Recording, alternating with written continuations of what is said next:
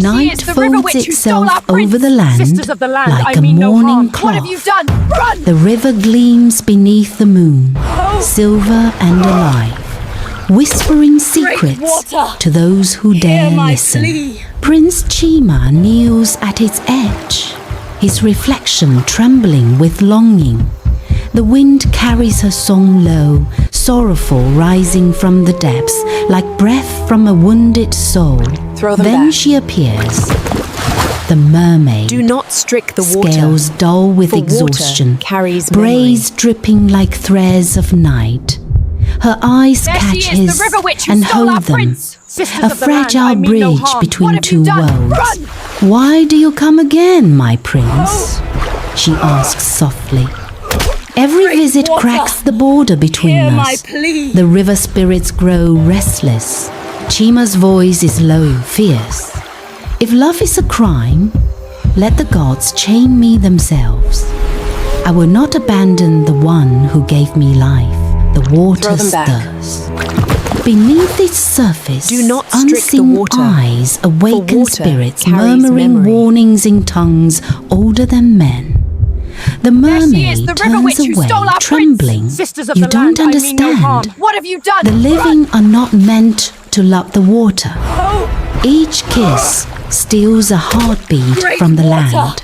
But he steps closer, the moon catching in his gaze. Then, let the river take mine.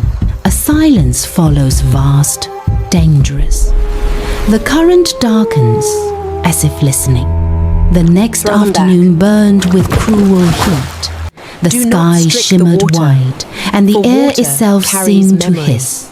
The river, usually calm and generous, lay still under the sun, too still, like a beast holding its breath. The mermaid floated close to the bank, her body half in shadow, humming softly to soothe the restless water.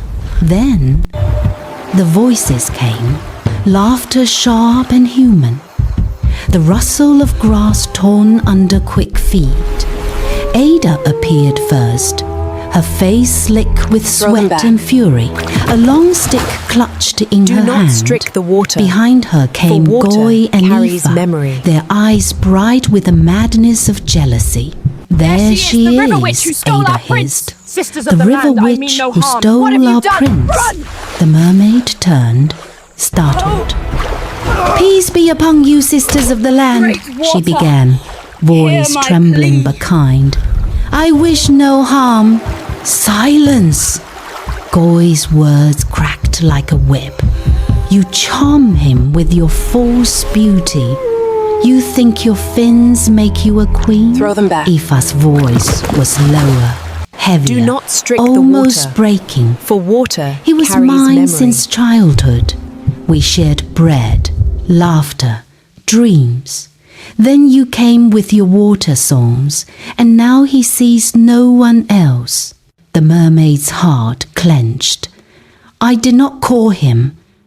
I only saved him from death. But that confession only enraged them more. Ada stepped closer, her shadow cutting across the water. Then you should have let him drown. The first blow struck. A wooden stick crashed against her shoulder. Pain rippled through her body. Another strike followed, and another, the sound echoing like thunder over the still water. The mermaid cried out, clutching her arms, scales scattering like green fire into the air. Stay away from him, the maidens shouted in unison. The prince is ours. You can never have him. They pulled her braid, dragging her toward the shore. Her skin tore against the rocks, her voice rising in anguish. She tried to crawl back to the safety of the river, but Goy kicked her hard, sending her sprawling. The sun glared down mercilessly. Her tail thrashed weakly against the stones. Please, she whispered, tears mingling with the blood on her face. The river is watching. Aoife froze for an instant. Her heart flickered with doubt, But Ada screamed, "Let it watch," and the river did. The air thickened. The reeds along the banks bent backward as if pushed by invisible hands. A cold wind rolled through the heat. From beneath the surface, a murmur rose, not sound, but vibration, deep and ancient. The mermaid, her voice breaking, lifted her hand and pressed her palm into the water. Her blood bled into it, spiraling crimson. "Spirits of the current," she whispered, "see me. Witness the harm done to one who saved life." The river responded. The ground trembled slightly beneath the maiden's feet. They gasped, suddenly afraid. "What have you done?" Ifa hissed. "Run!" Goi shouted. They dropped their sticks and fled into the trees, their screams dissolving into the heavy silence. The mermaid dragged herself into the shallows, shivering. The water curled around her like arms, pulling her gently, cradling her pain. The wind died. Only the sound of the current remained slow, deliberate, alive. Moments later, footsteps pounded down the path. Chima! He burst from the trees, breathless, his face stricken. He saw her body trembling, her tail torn, her hair tangled with sand and blood. He fell to his knees beside her, horror tightening his throat. "Who did this?" Her voice was barely a whisper. "The daughters of your land. They hate me." His jaw clenched. Fury burned behind his eyes. "They will answer for this." But she shook her head weakly. "No, Chima. The river has already heard. When spirits take vengeance, no crown can stop them." A single drop of rain fell, though the sky was clear. It struck the river's surface and spread in perfect rings.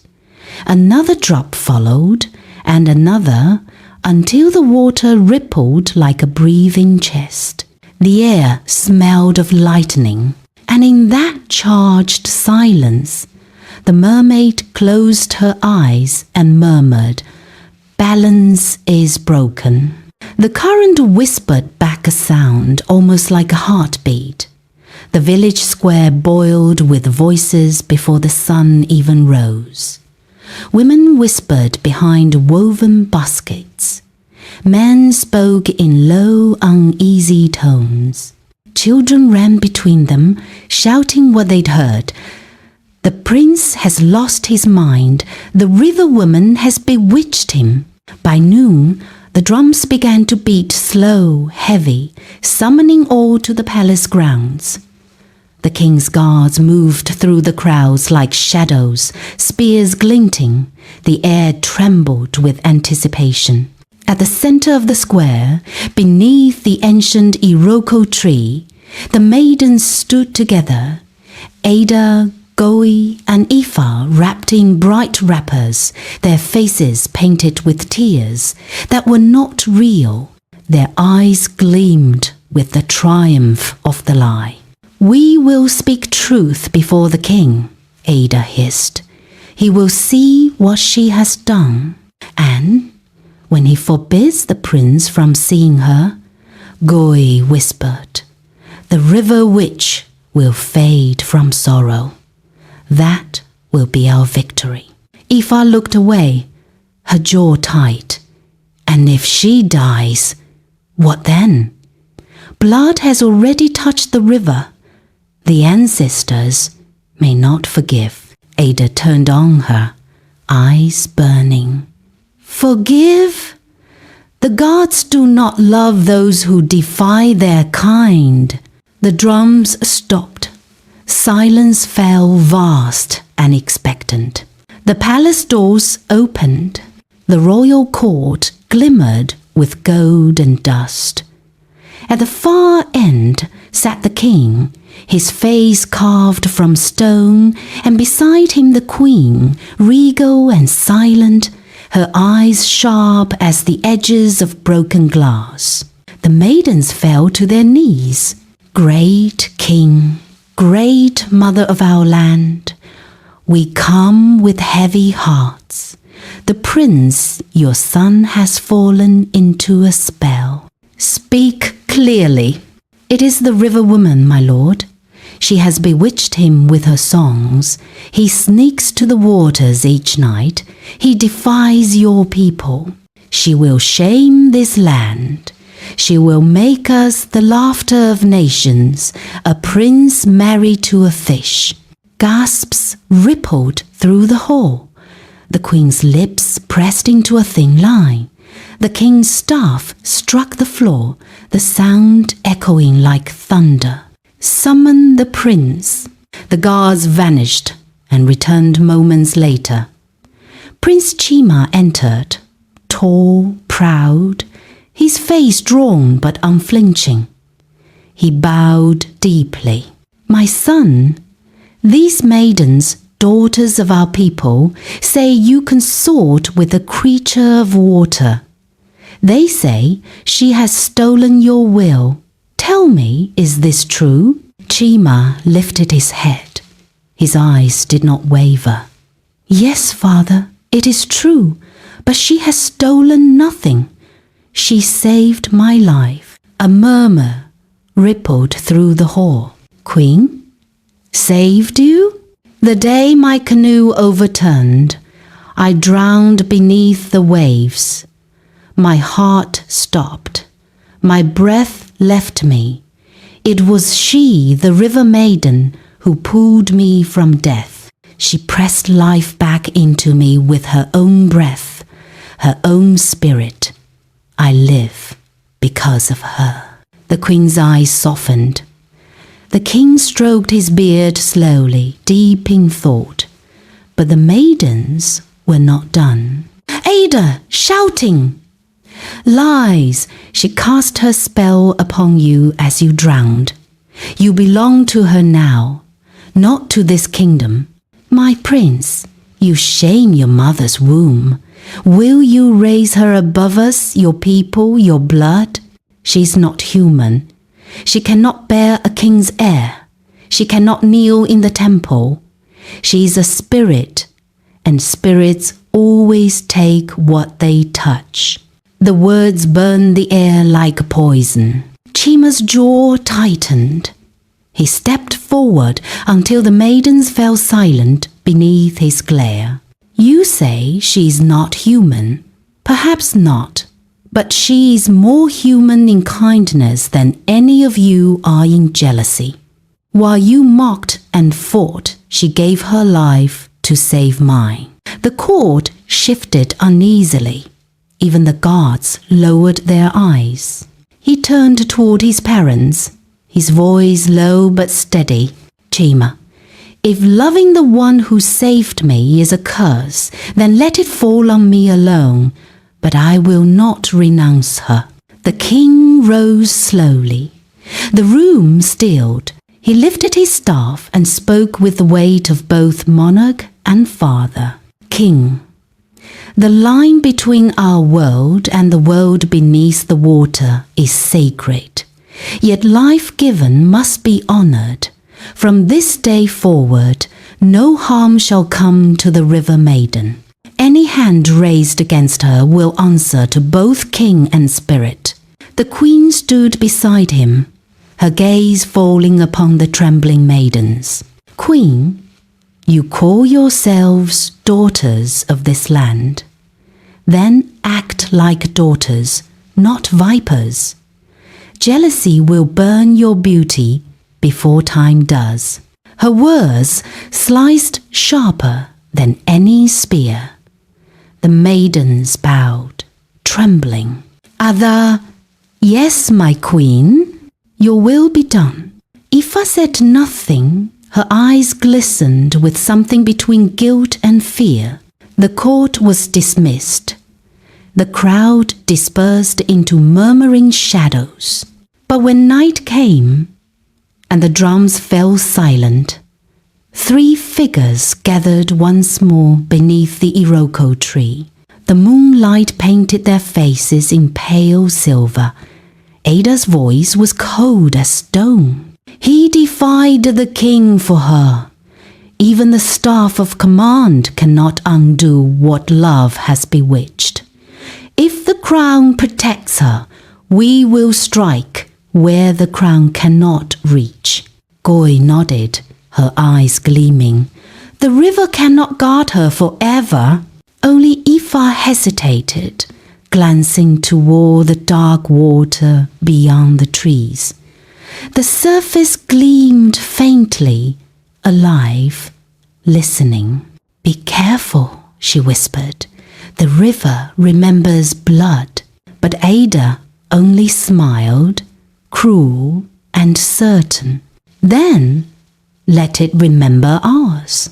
A cold wind swept through the branches. The iroko leaves shivered, whispering warnings that no one heard.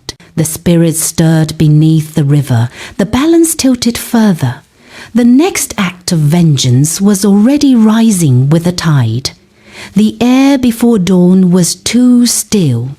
Even the crickets refused to sing. Somewhere deep within the forest, thunder murmured though the sky was clear, a warning rolling beneath the skin of the world. The elders would later say the river had begun to dream. Prince Chima stood at its edge, watching mist rise like ghosts. His heart was restless, torn between rage and sorrow. The words of his father, "No harm shall come to her," were still fresh in his mind, but he knew the maidens' hearts were not bound by the king's command. Jealousy was a sickness that outlived fear. From the shadows of the reeds, the river stirred. The mermaid rose slowly from the depths, her green tail glimmering faintly in the pale light. Her voice was quiet, almost fragile. "You should not be here," she whispered. "The spirits are awake. They move restlessly beneath the current. Something dark walks the banks tonight." Chima stepped closer, his hand reaching for hers. "Let them watch. I will protect you." Her gaze softened with sorrow. "You cannot fight what has no body." He smiled a tired human smile. "Then I will give it one." But even as he spoke, the first cry broke the dawn. "There she is!" Ada's voice ripped through the silence, shrill and full of triumph. From the tree line, the maidens emerged: Ada, Goi, Ifa, and those who followed them. Their faces were wild, eyes gleaming like oil lamps. They carried torches and sticks, the flames flaring against the wind. "She will never be queen," Goi shouted. "Not while we breathe." Ifa hesitated, her voice trembling. "Ada, stop!" "No!" Ada's fury cut through her. "The river bewitched our prince, and now we'll free him." They rushed forward. The mermaid gasped, backing away, water swirling desperately around her tail. Chima stepped between them, arms outstretched. "No further," he thundered. "You will not touch her again." But the maidens did not stop. Their rage was too deep, too blind. One threw a stone. It struck his shoulder. Another swung a stick, grazing his arm. "Get out of our way!" Ada screamed. "She's cursed you!" Then a sound rose, low and ancient, the deep groan of the river. The torches flickered, the wind shifted. The air grew heavy, thick with unseen power. The water began to rise. At first, it was only a ripple, then a swell, then a wave that shimmered with pale green light. The earth beneath their feet trembled. The trees bent backward as if pushed by invisible hands. The maiden stumbled, shouting in fear. "What is happening?" Goy cried. The mermaid's eyes widened. "The river has awakened. Run before it judges you." But Ada stood frozen, her torch sputtering. "No, this can't be." The river roared, its voice no longer water but something alive, something vast. A spiral of light burst from its depths, wrapping around Chima and the mermaid. The air screamed with power. Chima staggered. Pain tore through his legs, a burning that felt like molten fire and ice. He fell to his knees, gasping. The mermaid reached for him, crying out, "Chima, what have they done?" He looked down and saw his skin glowing. His veins shimmered beneath the surface, turning silver, then green. His feet fused together, scales blooming like leaves in fast forward. His breath hitched. "It's the river," he gasped. "It's taking me." "No," she sobbed. "It's claiming you." The transformation spread up his thighs, across his waist, a torrent of shimmering scales that caught the dawn light. His human legs melted into the tail of a great merman, strong, radiant, unearthly. The maiden screamed and fell backward. Goy dropped her torch. It hissed out in the wet grass. "He's a fish."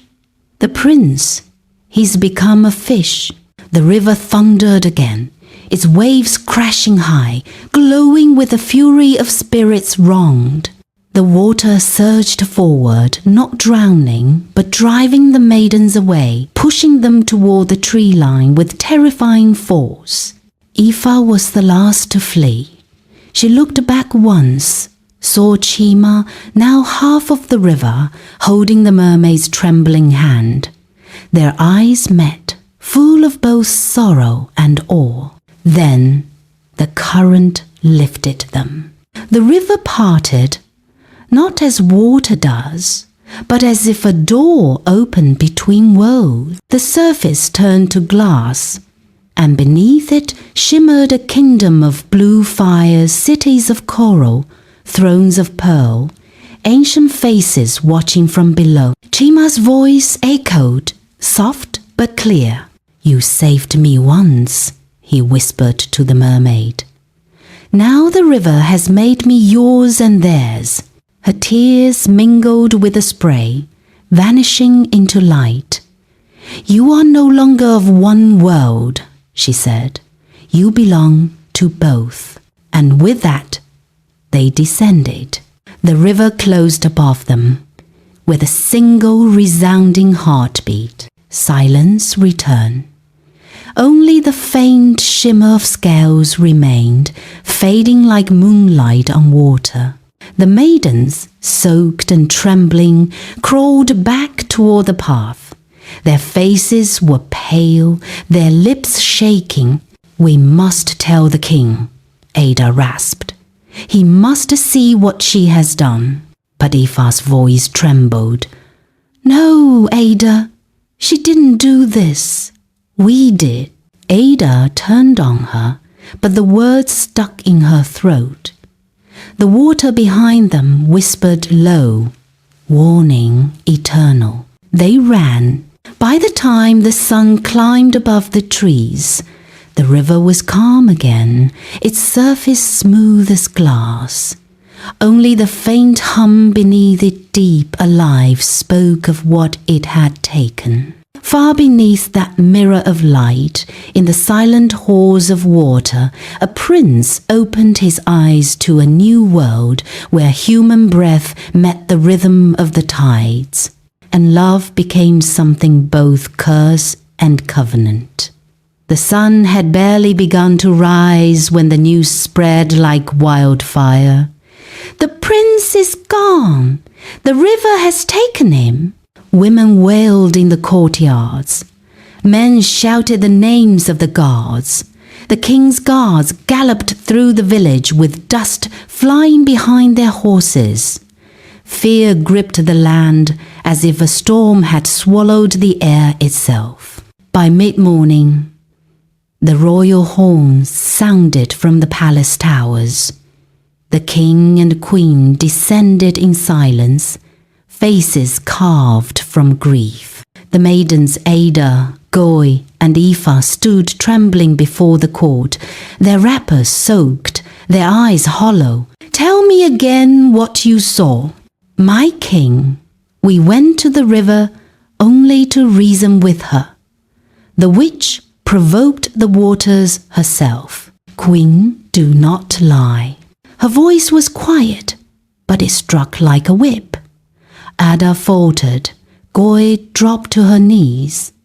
Aoife's lips trembled as she spoke, her voice barely a whisper. "We went to hurt her. We thought we were protecting the prince. But the river rose, and she broke off, her voice strangled by tears. It took him." The king's eyes darkened. His staff hit the ground once, twice thunder beneath his feet. "Fetch the guards. We go to the river." They rode hard through the fields, past terrified villagers who dropped to their knees as the royal procession passed. Dust and panic filled the air. When they reached the banks, silence ruled the land. The river glimmered as if nothing had ever disturbed it. Then a ripple. From the water's center, light bloomed pale, pure, otherworldly. The soldiers fell back, shielding their eyes. The king held his ground, the queen clutching his arm. Two figures,